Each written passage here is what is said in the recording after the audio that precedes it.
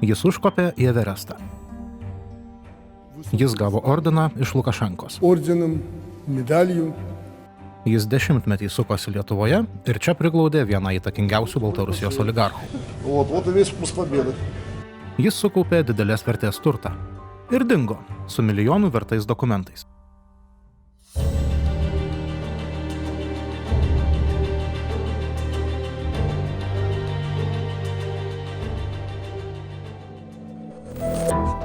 Vladimiras Celpukas Baltarusijoje nėra įžymybė. Verslininkas, valdantis vietinį futbolo klubą ir prisidėjęs prie elitinių statybų Minsko centre, retai rodosi viešumoje.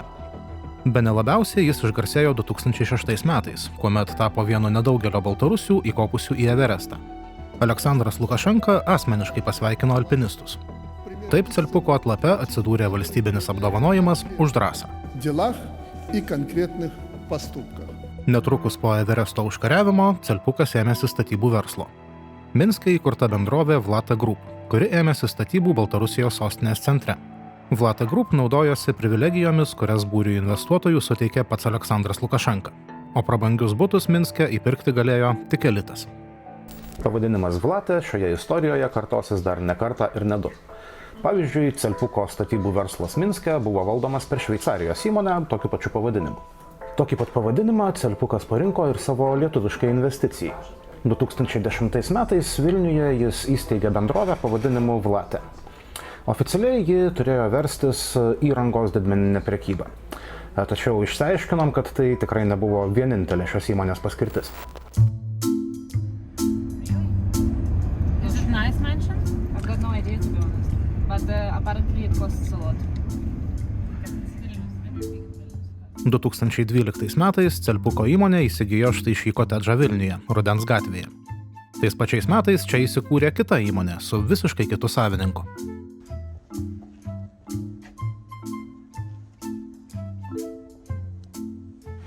Šiame prabangiame kotedže, priklausiusiame įmonei Vlate, įsikūrė kitas verslas. Jis priklausė žmogui, kuris tuo metu nebuvo labai žinomas. Dabar šis žmogus yra vienas garsiausių Baltarusijos oligarchų, priskiriamų artimai Aleksandro Lukašenkos aplinkai. Celpuko įmonės kotedže įregistruota bendrovė Sochra priklausė ir tebepriklauso Aleksandrui Zaicevui. Много левых людишек вовлечено. Buvusiam vyriausio Baltarusijos diktatoriaus sūnaus Viktoro padėjėjui. Из того, чем я занимаюсь, наверное, все мы в школе бегали, прыгали. Dabar Zaicevas yra vienas turtingiausių ir įtakingiausių žmonių Baltarusijoje. Jo verslai tarpininkauja tiekiant Baltarusijoje gaminamą techniką į Afrikos valstybės ir mėgaujasi Lukašenkos suteiktomis mokestinėmis lengvatomis. Po sienos ir Belsat tyrimo Zaicevui pritaikytos tarptautinės sankcijos. Panašu, kad pavadinimas Vlate patiko ne tik Celpukui, bet ir Zaicevui. 2015 metais jis investavo į Baltarusijos įmonę Vlate Logistik. Ši įmonė buvo dalimi Bremino Group, Zaicevo iš dalies valdomos korporacijos, kuriai šiemet taip pat pritaikytos sankcijos.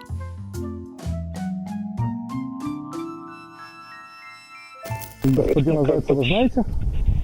Я его знаю, но я с ним никаких дел не имел, никогда не имею, иметь, в общем-то, не буду. В 2012 году на вашей квартире он открыл свою литовскую фирму. Наверное, в 2012 году у нас были какие-то контакты, и все, и на этом все закончилось. И его фирма, я не знаю ее, никогда никаких дел с ней не имел. Так может быть, что-то было еще в 2012 году, а потом мы просто забыли. Точно понял. В 2012? Да, может быть, оно и было, что просто дали юридический адрес. Меня могли попросить, это была моя собственность как бы, и меня просто могли попросить, дай юридический адрес. Я его просто дал, и все. И на этом могло все закончиться. Вот. Я с Зайцевым имел, знаете, когда я имел с ним отношения, я ему продал какую-то одну вещь, и у него, может быть, тоже существует аналогичное название какой-то фирмы, но это было очень давно. Наверное, Влата Логистик, которая была частью Бремена Групп. Да. Она с самого начала, я даже ничего не строил, я просто отдал все права ему, и он этим занимается, я в это не влезал никогда, в этом не участвовал и вообще никакого отношения к этому не имею. Bet grįžkim prie lietuviškosios Vlate. Įmonė, kuri priglaudė Aleksandro Zaicevo verslą, be jokių problemų funkcionavo maždaug 10 metį, kol netikėtai bankrutavo. Ir tada paaiškėjo, kad Vladimiras Celpukas galėjo apvogti savo verslą, o be to jis dingo su dokumentais, vedančiais į milijoninės vertės turtą.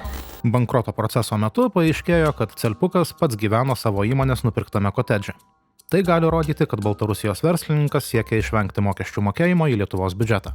Jeigu įmonė savo nekilnojamo turtą nuomoja akcininkui, tai visų pirma turi būti mokamas nuomos mokestis, kuris atitinka tikrąją rinkos kainą. We don't know how much rent, if at all, the guy was paying. And, just imagine this. The thing costs 600,000 euros. Just think of how many months of rent would the company have to get the money back, the money spent on the mansion. 2019 metais Vlata įkeitė prabangų beveik 600 000 eurų vertės kotedžą. Didžiąją dalį gautos paskolos, daugiau nei 400 000 eurų, įmonė jau kitą dieną paskolino pačiam Celpukui. Iki bankroto Celpukas grąžino tik apie 15 000 eurų. Anot bankroto administratorių buvo ir daugiau atvejų, kai Celpukas įmonės skolintas lėšas pervesdavo tiesiai savo. Esame identifikavę tokių atvejų ir esam su to susidūrę, mes turime ne vieną mokestinį ginčą šioje srityje, tai mūsų tikslas yra nustatyti tikrąją pajamų rūšį, identifikuoti, kokios tai yra pajamos ir jas apmokestinti pagal mokesčių įstatymus, nepriklausomai nuo to, kokia forma yra parodyta. Turinys prieš formą. Turinys prieš formą.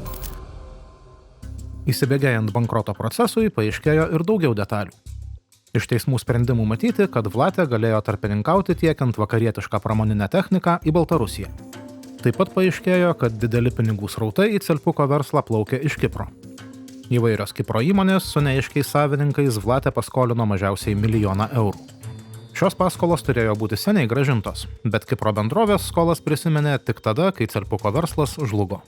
Reikia kiekvieną konkrečią situaciją vertinti individualiai pagal nustatytas faktinės aplinkybės. Be abejo, reikėtų kažkokio mažesnio arba didesnio tyrimo, tačiau tai, kad šalis pamiršta didelės sumas, įtarimų turėtų kelti. Vladimiras Celpukas nepatikslino, kam priklauso užsienio įmonės skolinusios didelius pinigus jo verslui. Anot jo, šie verslai niekaip nesusiję su Aleksandru Zaicevu, kuriam taikomos tarptautinės sankcijos. Это к Зайцеву не имеет точно никакого отношения. Вот готов просто на Библии поклясться, что это не имеет к нему ни малейшего отношения. Я с ним не имел никаких финансовых дел ни с одной из его фирм. Pagal įmonės balansą, Vlatė turtas buvo vertas beveik 6 milijonų eurų. Prasidėjus bankroto procesui, visas šis turtas turėjo būti perduotas bankroto administratoriui. Tačiau nutiko ne taip. According to the law, when a company goes bankrupt, the director of the company has to turn over all the assets to the bankruptcy administrator. But guess what? He didn't do that? No, he didn't. How come? I consulted several experts on that, several people working in the business of administrating bankruptcies, and they said it was totally, absolutely, 100% illegal. But do we have anything to prove that? Yes, actually we do. Celpukas bankroto administratoriams perdavė neseniai įkeistą kotedžą ir vieną automobilį. Liūto dalis likusio turto buvo nuslėpta. Kaip rodo teismų sprendimai, Celpukas atsisako perduoti dokumentus, kurie leistų prieiti prie turto verto daugiau nei 5 milijonų eurų. Koks tai turtas ir kur jis saugomas, nežinoma. Vietoj to, kad perduotų šį turtą bankroto administratoriams, Celpukas renkasi mokėti baudas. Celpuko įmonės bankrotą teismas pripažino tyčiniu. Taip pat pradėtas ikiteisminis tyrimas dėl aplaidaus buhalterijos tvarkymo. Pats Vladimiras Celpukas su kaltinimais kategoriškai nesutinka. Jis teigia neprivalantis grąžinti iš įmonės paimtų pinigų, o bankrotą administruojančią bendrovę kaltina susidorojimu. Эти деньги – это мои деньги, которые мне фирма была должна. И никто там ничего не забирал, эти 400 тысяч. Там нет никаких вопросов. Оно не было вообще умышленно. Понимаете? Оно не могло быть умышленным. Это польская фирма подала. Мне невыгодно было банкротить эту фирму. И этого никогда я бы не сделал. Я пытался с ними договориться, но они в обход всех литовских законов сделали это по беспределу. Как им это удалось, я не знаю. Вас обвиняют, что вы не отдали документы про финансовое имущество компании стоимостью 5 миллионов. Я отдал полностью все документы банкрот-администратору. Я подозреваю, что у банкрот-администратора есть личный интерес, чтобы каким-то образом с меня получить деньги полякам. Но этого не получится.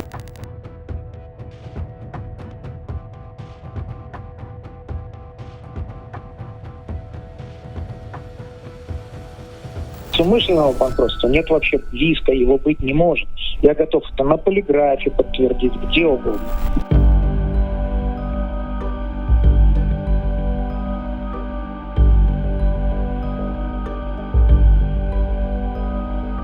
Pavadinimų. Vlata. Daugiau tų pavadinimų pavadinimas